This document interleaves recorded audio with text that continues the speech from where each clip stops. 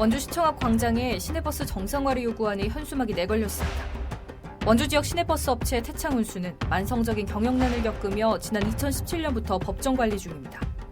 엎친 데 덮친 격으로 코로나19 여파에 승객이 크게 줄면서 경영이 더 어려워지자 지난달부터 3달간 휴업에 들어갔습니다.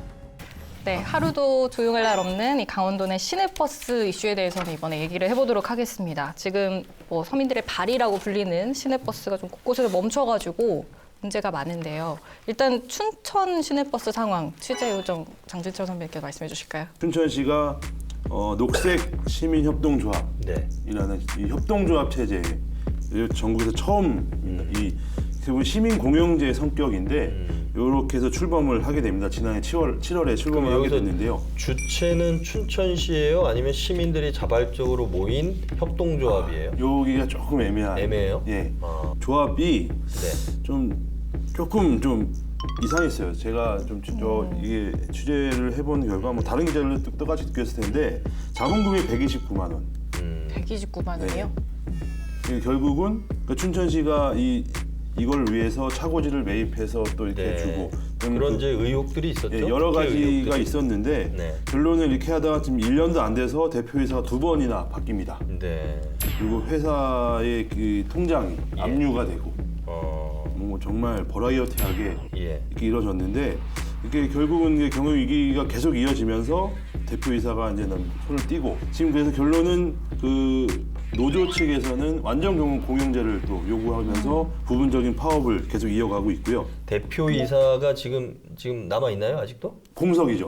대표이사는 사퇴를 했고 회사는 남아 있는데.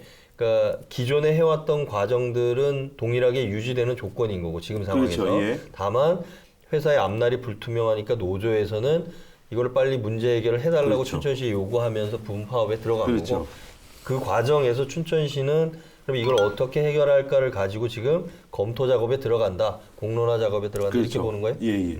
그래서 지금 시민협의회의 결론이 한 7월쯤 나올 것 같습니다. 7월에 이 공영제를 해야 된다. 완전 공영제를 해야 된다. 아니면 다른 방식의 공영제를 해야 된다. 이런 결론이 나올 것 같은데요. 이렇게 나오면 우리 시민들의 수기 과정을 이렇게 한번 거치게 되는데 7월까지 이게 좀 넘어간다 싶으면 이 버스 회사의 경영난은 더 심각해질 것 같고요. 그래서 좀 빠르게 좀 결론을 내려서 좀 일각에서는 또 이런 말도 있어요. 좀 시장님이 결단을 딱 빨리 좀 내려서 좀 빨리 추진해야 되지 않나라는 얘기가 좀 있는데 이건 좀 지켜봐야 될 것 같습니다. 일단은 춘천 같은 경우는 춘천시장이 취임하면서부터 이런 시민들의 적극적인 시행정 참여를 공언을 했기 때문에 이 시내버스 문제도 공론화 과정을 통해서 시민들의 어떤 중지를 모아서 좀 해결 방법을 찾겠다 이런 입장인 것 같아요. 예, 그렇습니다. 원주는 상황이 좀 다른 거죠? 네, 원주는 지금 태창운수가 거기도 원주에는 한 버스 업체가 총 3개가 있는데 그중 하나인 태창운수가 지금 휴업에 들어갔습니다. 파업이 아니라 그러니까 코로나19 때문에 승객 수가 감소하니까 3달 동안 4월부터 7월까지 3달 동안 휴업에 들어가겠다 했는데요. 여기도 원래 경영난이 예전부터 있었어요. 그래서 2017년부터 법정 관리에 들어가 있었고 여기도 지난달 말에 업체가 회생 절차 폐기 신청을 했어요. 그러니까 사실상 이제 파산 신청을 한 건데 그래서 노조에서는 비수익 노선이 많으니까 계속 버스를 돌리면 돌릴수록 적자가 날 수밖에 없는 구조다. 잠깐만. 이 용어들이 너무 어려워서 2017년에 법정 관리를 신청했다가 들어가 있습니다. 2015년에 법정 관리를 신청하고 2017년부터 법정 관리 중이었죠. 그런데 지금은 최근에는 회생 절차를 밟고 있어요? 폐기 신청. 안 하겠다. 폐지 신청. 법정 관리를 폐기하고 파산 신청으로 가겠다는 거예요? 그러니까 법정 관리를 하던 거를 멈추고 맞죠, 변호사님? 네네. 춘천 원주뿐만 아니라 화천에서도 지금 버스 회사가 좀 많이 어렵습니다.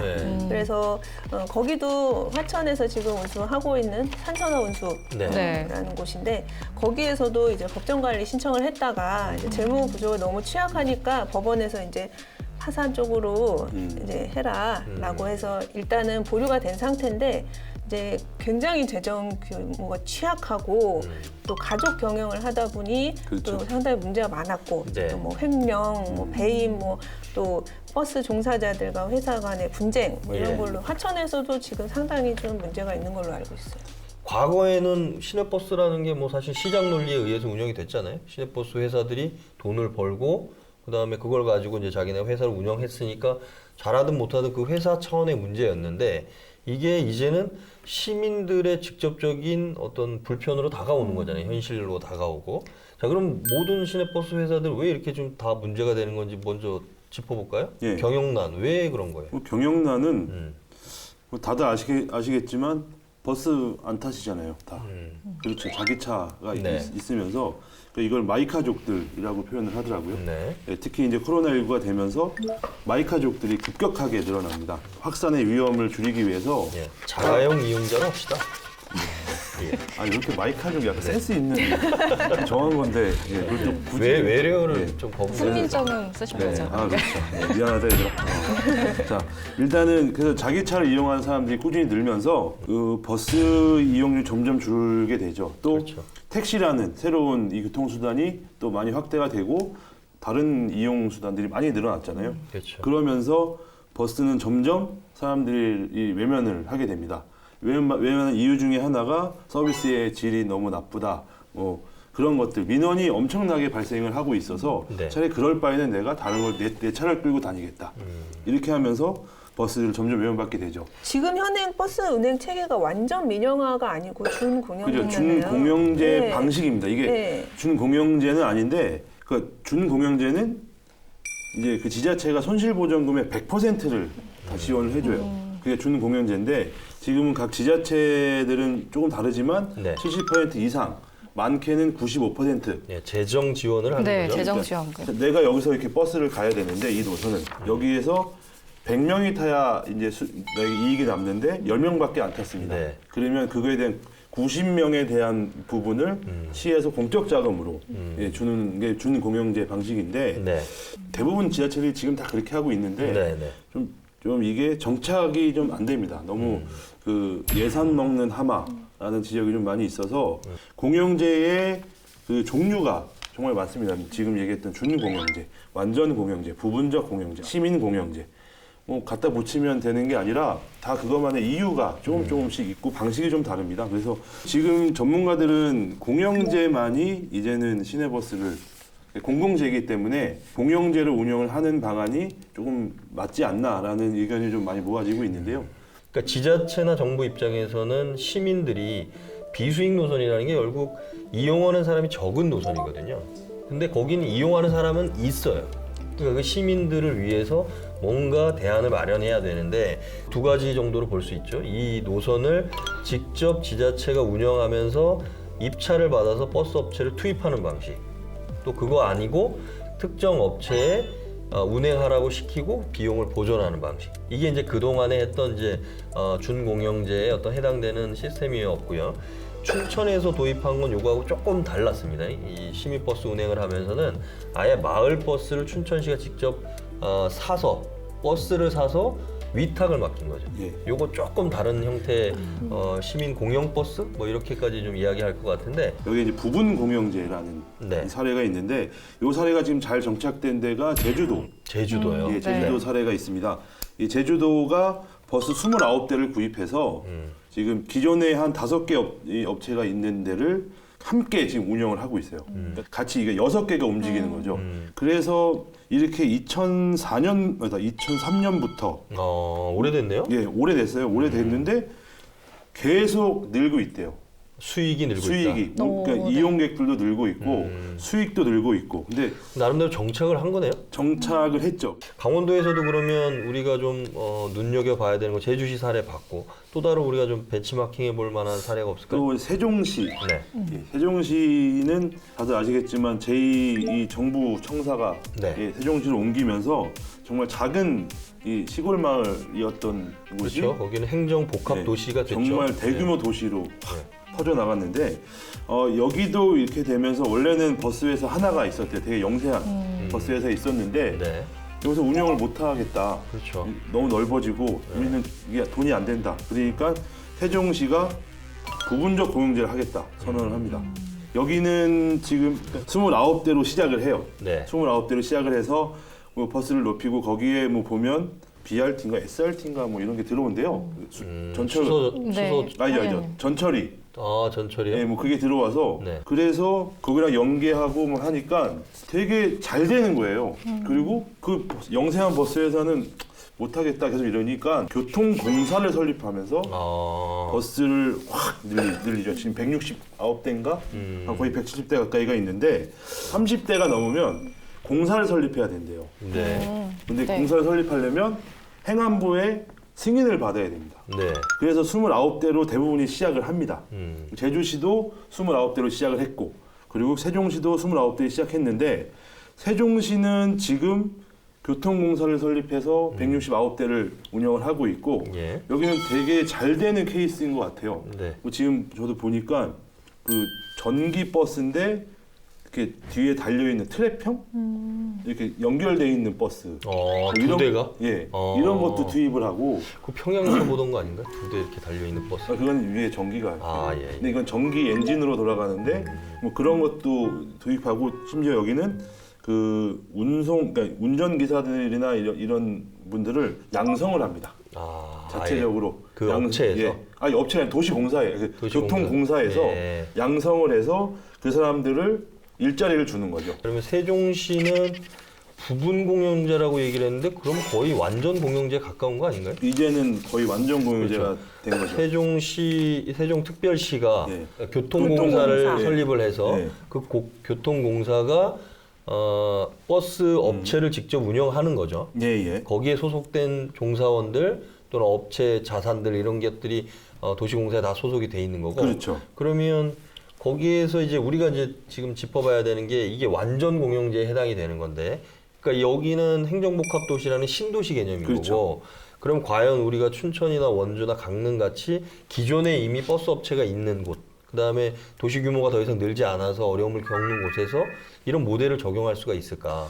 그래서 이게 제가 봤을 때는 제주형이 그러니까 다 부분적 공영제가 일단은 완전 공영제보다 초기 투자 비용이 적게 들기 때문에 네. 재정적 부담이 좀 덜합니다. 그리고 이 버스 노선을 한 번에 다 사는 게 아니라서 종사자들도 많이 필요 없습니다. 예. 그러니까 이 종사자들을 이렇게 데리고 오려면 퇴직금 뭐 이런 것들이 되게 복잡하대요. 그래서 그런 것들 문제를 해결 안 해도 되고. 네.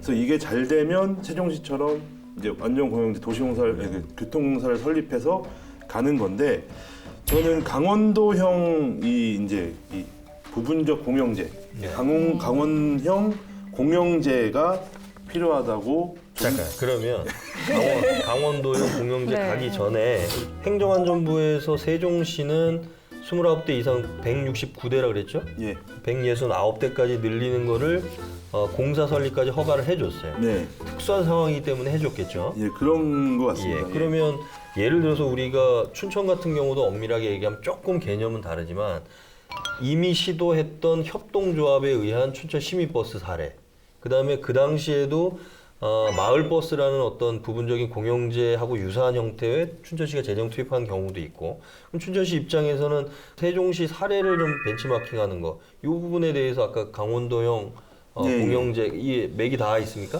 예, 그게 강원도형 공영제 그러니까 전문가들은 네. 제가 이제 어제 통화를 해봤는데 예. 강원도형 공영제가 필요하다라는 이 얘기를 하더라고요. 그래서 강원도는 이 다른 지역에 비해서 노약자가 많고 네. 거리가 넓고 그리고 관광지가 많습니다. 예. 근데 이 관광지가 많은데 지금은 큰 관광지 말고 요즘 이제 관광 패턴들이 큰 관광지 말고 작은 관광지, 네.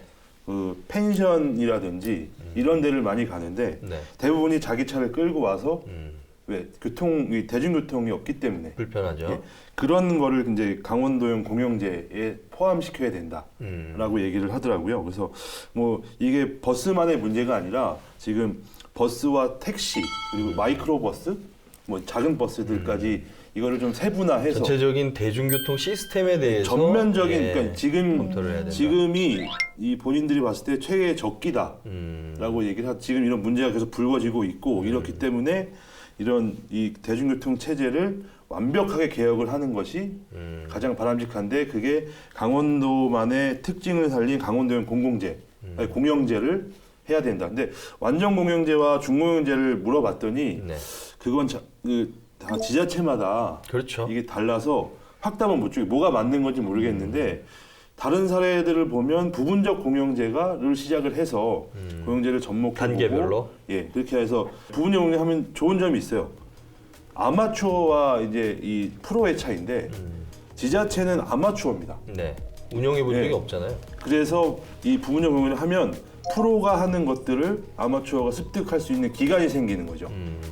그러면서 점점 프로화가 되면서 완전 공영제로 갈 수 있는데 그렇다고 완전 공영제가 해답은 또 아니라고 하는 거예요. 근데 공영제 하는 게 취지는 굉장히 좋고 일단 대중교통은 이제 복지 네네. 복지 차원에서 기본권? 봐야 되죠. 네. 기본교통 통행권을 보장하느냐 봐야 되는데 공영제를 하면은 이제 시에서 운영하기 때문에 이제 재정도 좀 투명해질 수 있고 네. 시민 복지도 좋아질 수 있는데 문제는 뭐 예산 아니겠습니까? 그렇죠. 지금 네네. 이 공영제를 하게 되면 기존의 버스 회사를 시에서 다 사야 되거든요. 그렇죠. 예, 뭐 자산도 사고 거기는 채무도 다 떠안아야 되는 거고 방금 아까 잠깐 나왔지만 퇴직금 네. 이 퇴직금도 무시 못하는 어마어마한 규모일 텐데 지금 버스 노조에서는 이제 공영제를 해달라라고 하면 이제 공사를 설립하기 때문에 그 버스 운전 기사님들, 버스 운송 종사자들이 다 준 공무원이 되는 그렇죠. 거잖아요. 그 예산도 지금 만만치 않을 만만치 거고 않죠. 계속 이제 운영 경비가 투입이 될 텐데 특히 이제 뭐 수도권이라든지 버스 이용객들이 많으면 모르겠지만 또 강원도 같은 경우에는 버스 이용객이 또 그렇게 많지는 않고 여러 가지 비수익적인 부분이 발생을 할 텐데 세금은 또 세금대로 투입이 되고 또 공영제를 하더라도 그 이제 일단 잘 된다는 보장이 없고 네. 이제 손해가 발생할 우려도 있는데 시민 입장에서는 공영제 하느라고 세금 들어가 또 운영 안 되고 또 잘못 방만하게 운영되면 또 내가 또 내 돈 들여서 또 택시 타야지 자차 운행해야지 이용 이중으로 들어간단 말이죠. 아까 계속 얘기가 나왔지만 초기 인수 비용에 또 매년 운영해야 되는 운영비 또 거기에 공사 설립으로 인한 조직이 비대해지고 이게 뭐 공사공단이라는 것들 행안부에서 괜히 통제하는 게 아니라 이게 뭐 고위공직자들 퇴직한 뒤에 재취업 수단으로 활용이 된다든지 투명하게 또 관리가 안 되거나 민선자치단체장들이 자기 측근 챙기기에 어떤 수단으로 악용되는 경우가 많잖아요. 그러니까 이것도 사실은 좀 문제가 있단 말이죠. 근데 이 모든 거를 봤을 때는 기본적으로는 시내버스가 우리의 공공재냐 또 어디까지를 우리가 시민생활의 기본권으로 인정할 거냐. 그러니까 이런 과정들이 어떻게 보면 지금 처음 나오기 시작하는 거 아닌가 이런 생각이 좀 들거든요.